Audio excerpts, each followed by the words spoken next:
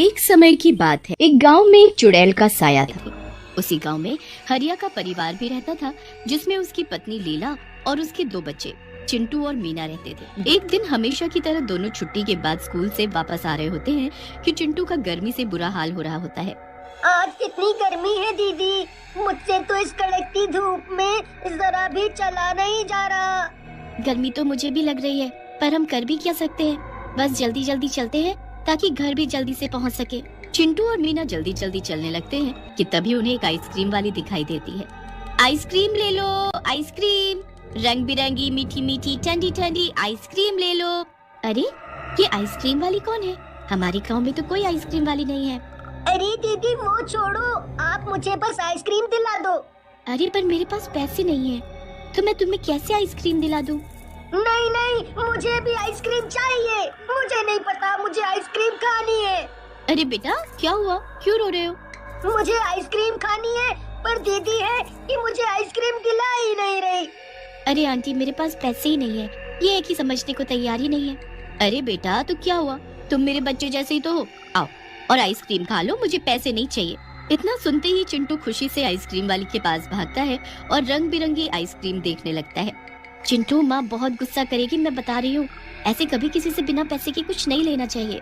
चिंटू अपनी बहन मीना की एक बात नहीं सुनता और लाल रंग की आइसक्रीम हाथ में लेकर उसे खाना शुरू कर देता है। आइसक्रीम खाने के बाद दोनों बच्चे घर आ जाते हैं। अगले दिन मीना रोज की तरह सुबह सुबह जल्दी उठ जाती है और उसके बाद चिंटू को जगाने लगती है। उठो चिंटू, कितनी देर हो गई है? तो उसका चेहरा देखकर घबरा जाती है। चिंटू का चेहरा एकदम लाल हो रखा होता है। मीना जोर से चिल्लाती है, माँ बाबा जल्दी आओ, ये देखो चिंटू को क्या हो गया।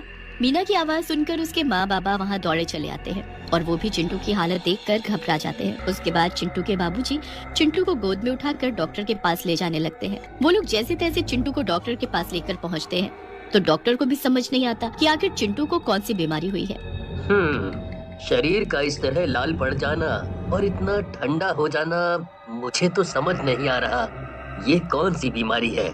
मैंने आज तक न ऐसी कोई बीमारी देखी और न कभी इसके बारे में सुना। चिंटू के माँ बाबा चिंटू को घर ले आते हैं और उसकी घर में ही देखभाल करने लगते हैं। 2-4 दिन ऐसे ही निकल जाते हैं।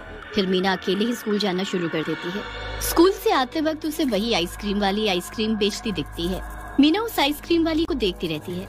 उस आइसक्रीम वाली के पास कुछ गरीब बच्चे खड़े होते हैं जिनको वो उनकी पसंदीदा आइसक्रीम दे रही होती है। वो हमेशा ऐसे ही बच्चों को आइसक्रीम दे दिया करती थी। एक दिन की बात है, जब मीना स्कूल से घर पहुंची होती है कि वो देखती है उसके साथ वाले घर में रहने वाला राजू नाम का एक बच्चा बड़ी ही रंग बिरंगी आइसक्रीम खा रहा होता है। अरे वाह राजू, तेरी आइसक्रीम तो बड़ी सुंदर है। हाँ दीदी, देखो देखो कितनी सुंदर है।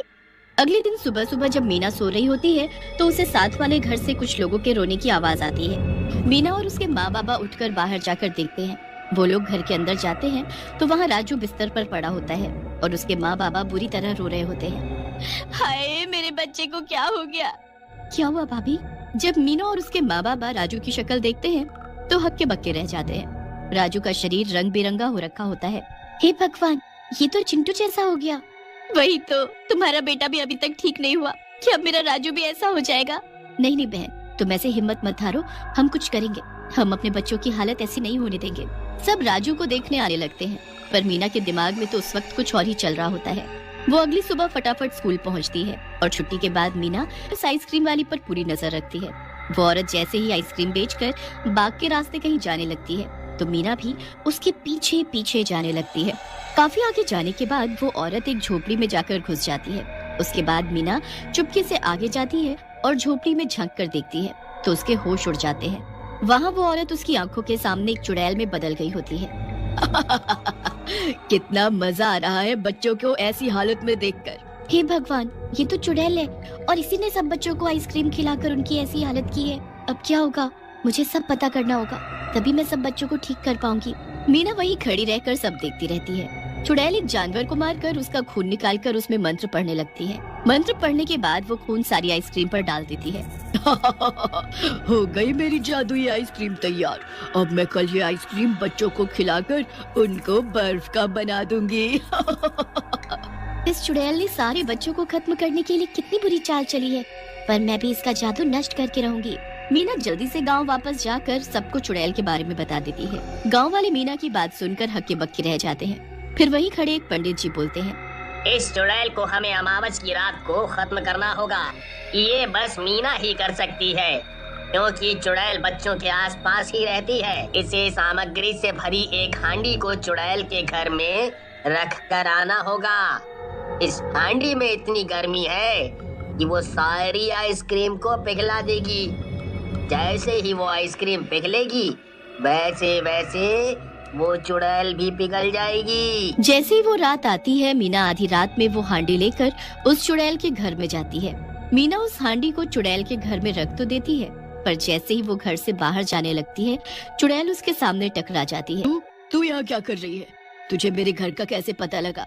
मैंने कुछ नहीं किया, मुझे जाने दो।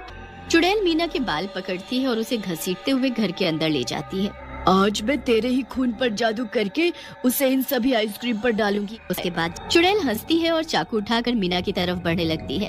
वो जैसे मीना की गर्दन पर वार करती है कि चाकू के साथ उसका हाथ पिघलकर नीचे गिर जाता है। ये क्या हुआ? मेरा हाथ क्या किया है तूने लड़की? जल्दी बता मुझे। चुड़ैल बुरी तरह चीखने लगती है और अपनी आंखों से खुद के शरीर को पिघलते हुए देखती है। वो बहुत कोशिश करती है, पर उस हांडी की गर्मी से उस चुड़ैल का शरीर पल भर में पिघल जाता है।